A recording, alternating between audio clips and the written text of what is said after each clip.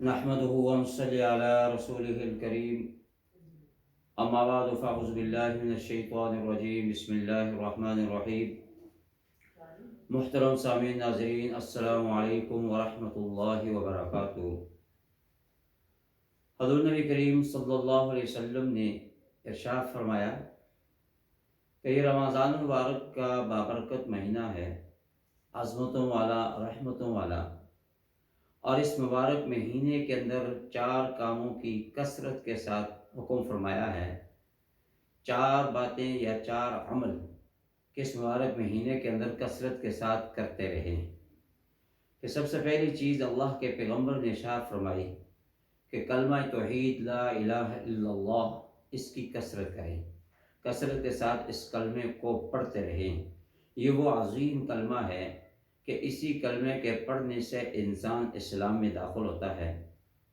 اور آپ نے فرمایا کہ جو شخص کثرت کے ساتھ قیامت کے دن یہ یعنی کلمہ پڑھے گا دنیا کے اندر، تو کل قیامت کے دن کہ وہ میری شفاعت کا حقدار ہوگا۔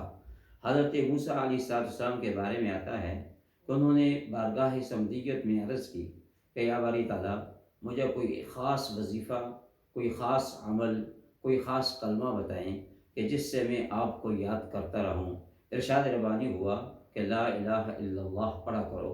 تو موسیٰ علیہ السلام نے عرض کیا ہے کہ یا باری تعالیٰ، یہ تو ساری مخلوق، سارے بندے تیرے پڑھتے ہیں، میں تو خاص کوئی عمل چاہتا ہوں۔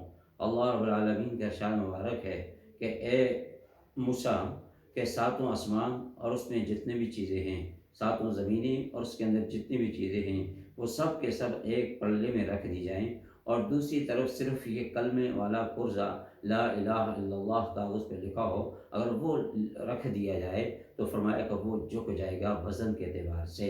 تو یہ اتنا عظیم کلمہ ہے کہ اس کے پڑھنے میں انسان رمضان المبارک کے اندر کثرت کے ساتھ اللہ کی تعریف، اللہ کی حمد و ثنا اس کلمے کے ذریعے سے کرتا رہے۔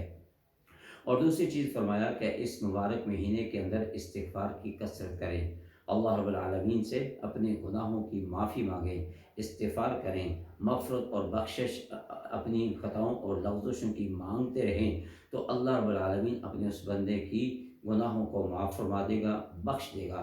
اور استغفار یہ ایک ایسا عمل ہے کہ حضور نبی کریم صلی اللہ علیہ وسلم نے فرمایا طوبیٰ لمن یوجد فی صحیفتہ استغفارا کثیرا، خوش قسمت ہے وہ انسان کہ جس کے نامہ اعمال کے اندر کل قیامت کے دن استغفار کی کثرت ہوگی۔ تو استغفار کرنا اور اس کے بعد باقی تسبیحات پڑھنا۔ استغفار لکھا ہے کہ یہ صابن کی طرح ہے کہ جس طرح صابن سے میلا کپڑا صاف ستھرا ہو جاتا ہے، ایسے ہی استغفار کرنے سے انسان کے دل کے اندر جو گناہوں کا زنگ لگ ہوتا ہے وہ اتر جاتا ہے۔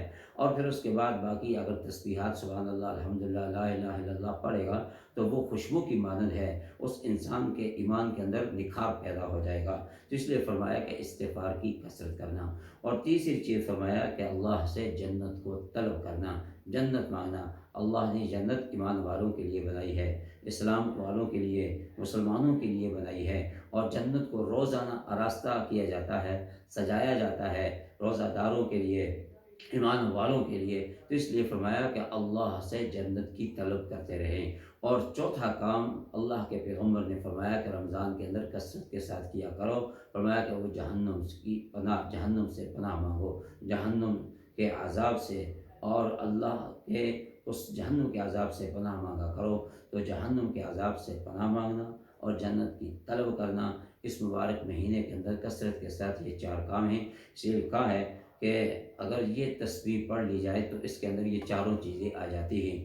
لا الہ الا اللہ، استغفر اللہ، اللہم انی اسألک الجنہ ورضاک، اللہم انی اسألک الجنہ واعوذ بک من النار۔ کہ یہ تسبیح کثرت کے ساتھ پڑھتے رہیں کہ اس کے اندر لا الہ الا اللہ بھی آ جاتا ہے اور استغفر اللہ بھی آ جاتا ہے، اور جنت کی طلب اسألک الجنہ کہ جنت کی طلب کرنا، اور وَأَعُوذُ بِكَ مِنَ النَّارِ جہنم سے پناہ مانگنا۔ تو یہ ایک تسبیح کم از کم روزانہ صبح شام اگر پڑھ لی جائے کہ لا الہ الا اللہ، استغفر اللہ، اللہم انی اسألک الجنہ وَأَعُوذُ بِكَ مِنَ النَّارِ، تو اس کے اندر یہ چاروں چیزیں آ جاتی ہیں کہ اللہ کے پیغمبر صلی اللہ علیہ وسلم نے فرمایا کہ اس مبارک مہینے کے اندر جس نے ان چاروں کاموں کا اہتمام کیا، یہ چاروں وظیفے کیے، یہ چاروں عمل کیے، وہ انسان فرمایا کہ اس دنیا کے اندر کامیاب اور ہوگا۔ دعا فرمائیں کہ اللہ تعالیٰ ہم سب کو جو کچھ کہا سنا اس پر عمل کرنے کی توفیق عطا فرمائے۔ وآخر دعوانا ان الحمد للہ رب العالمین۔